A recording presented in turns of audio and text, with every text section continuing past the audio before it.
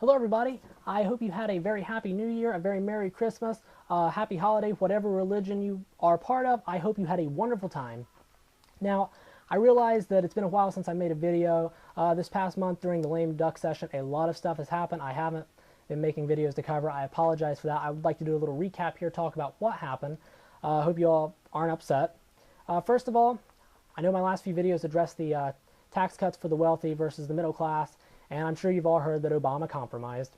But you know what? Compromise has kind of been viewed as a dirty word, and I don't think it's a dirty word. I think it's a good thing. First of all, in case you don't know, I want to kind of recap. The thing that was going on was Democrats wanted to give a tax cut to individuals who made less than $200,000 a year, and for individuals who made less than $250,000 a year. The Republicans said they were opposed to that. They think everybody should get a tax cut, regardless of their income. If you make $10 billion a year, you deserve a tax cut.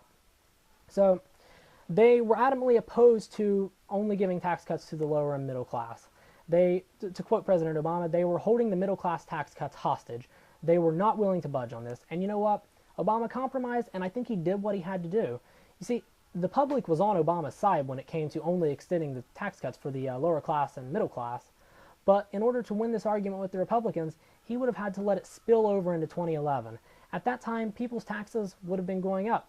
He would have had to allow real American families to hurt in order to achieve political gain. And you know what? I respect President Obama for not playing politics with real people's lives. I think he preserved his moral integrity by doing what he did, and I think he did what he had to do. And I'm very happy with it. I think he handled the situation very well.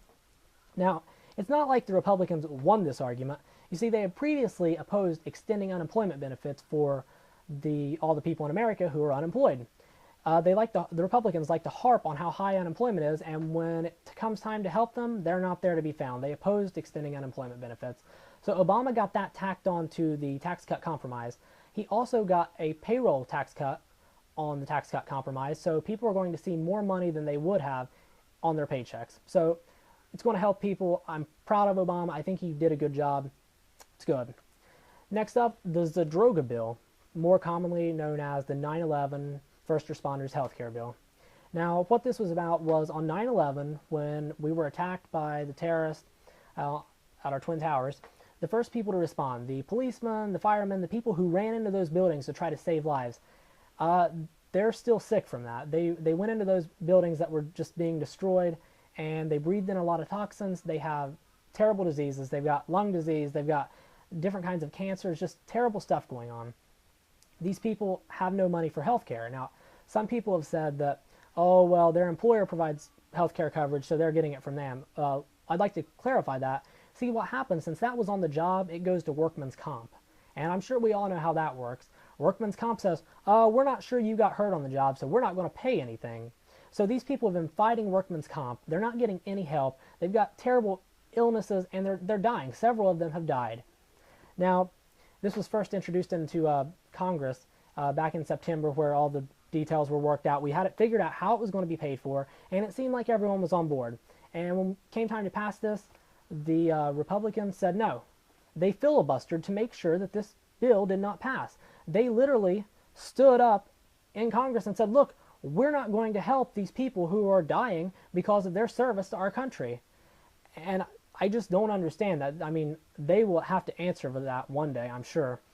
But their reason was, we're not going to vote on anything until we've reached a compromise with the tax cut issue. So that's another good reason that President Obama compromised. We got this passed.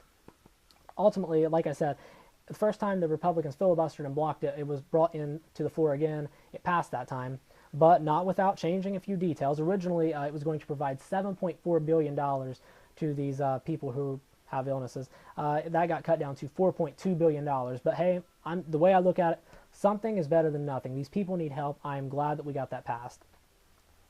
You know, as President Obama said, the Democrats took a shellacking, and the Republicans will be taking power on January 4th, or gaining more power in Congress. And there's been a lot of talk about cutting the deficit. And I find that very funny that they want to cut the deficit, but they also want to give tax cuts to the wealthy because that's going to increase the deficit. So how are they going to cut the deficit? Well, they say they're going to cut veterans' benefits, and they're going to slash the education funding. First of all, 1/3 of all the homeless people in America are veterans. So it doesn't seem like we're helping them out very much as it is, and the Republicans plan on cutting that because apparently we're giving them too much money and benefits. Now, like I said, they want to cut education funding as well, and I find that kind of hypocritical because we see John Boehner go on to national television and cry. First of all, I want to say that there's nothing wrong with crying, but this man's an idiot. He's crazy. The policies he wants to implement are just ridiculous. See, he goes on television and says, "When I look at these children, I just want to know that they have the same shot at the American dream that I had." Well, that's interesting because how are these children going to have a shot at the American dream when we're cutting the funding to their school system? They're not going to have the resources that they need to learn to compete in a global market. So you can see that's a little ridiculous, but you don't have to use logic if you're a Republican. That gets thrown out the window. Now, the Republicans successfully blocked the immigration reform bill, the DREAM Act. This would have provided a path to amnesty for children of illegal immigrants who are here through no fault of their own. They can't help that they were born here. It just happened. They had no control over that. The Republicans blocked it. They said no amnesty for illegal immigrants. And, some people have said, well, that's racist. But, maybe the Republicans misread the bill and thought they saw something about gay marriage, so they opposed it because of that. So I don't think that we can say that this is racist because they blocked the immigration bill. But there was that Ground Zero mosque, which wasn't a mosque and wasn't at Ground Zero. You remember the one that the man who was in charge of it had worked with the CIA on counterterrorism efforts. So he wasn't really a threat to us. He was actually a very valuable asset. And the Republicans kind of blocked that, saying that it wasn't a good idea to build a mosque there, which wasn't even a mosque. It was an Islamic community center with a gym, and it was open to Christians and Jews and Muslims alike. But apparently that was wrong. But I still don't think we can call the Republicans in Washington. I don't think we can call them racist because of that. But then again, Sarah Palin did defend Dr. Lara for going on the radio and using the N-word 11 times. But you know what? Still, has it ever occurred to anyone that maybe the Republicans in Washington just don't like brown people? I mean, what's so racist about that? It's not racist just because you dislike somebody because of the color of their skin. What? It is racist? Oh. Well, I've just been informed that it is racist if you dislike somebody because of the color of their skin. So I think I'm going to have to reevaluate my position here. It looks like the Republicans in Washington may be a tad bit racist. I don't know. I'm just throwing this out there. I'll let you all decide. But you know what? Let's get off this negative harp here. Let's talk about some of the positive things that President Obama and the Democrats done. Excuse me. Now, in my district of Ohio, which is District 6, if you want to look it up, thanks to a deficit-neutral state aid bill, there were 5,500 education jobs that were saved. That's great. There were also 122,000 jobs that were saved or created thanks to the Recovery Act. There were 245,000 middle-class people who received tax cuts thanks to the Recovery Act. And now there are 9,300 people who were previously denied coverage, healthcare coverage, because of a pre-existing condition. Well, now that those 9,300 people cannot be denied healthcare coverage. So, seems pretty good. Seems like the Obama and the Democrats are onto something here. Hopefully they can keep it up in 2011, but it's going to be a little bit more difficult, as Mitch McConnell has said, because the Republicans have gained more power in Congress. So, what's going to happen in 2011? Let me give some predictions here. First up, Mitch McConnell. He is going to say some brainless things, and he is going to ignorantly refuse anything that President Obama suggests, no matter what it is, no matter how beneficial it is to America. And you know what I based this claim on? It was because of what he said his top priority was. His top priority was not to create jobs. It was not to fix this economic meltdown. His top priority was not to reduce the deficit. His top priority was to deny Obama a second term.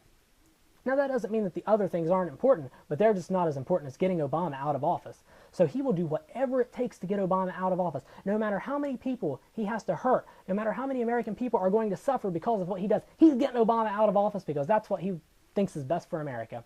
So you look for that. Next up, you're going to see the Republicans trying to cut federal funding here and there. Like I said, education and veterans benefits for sure.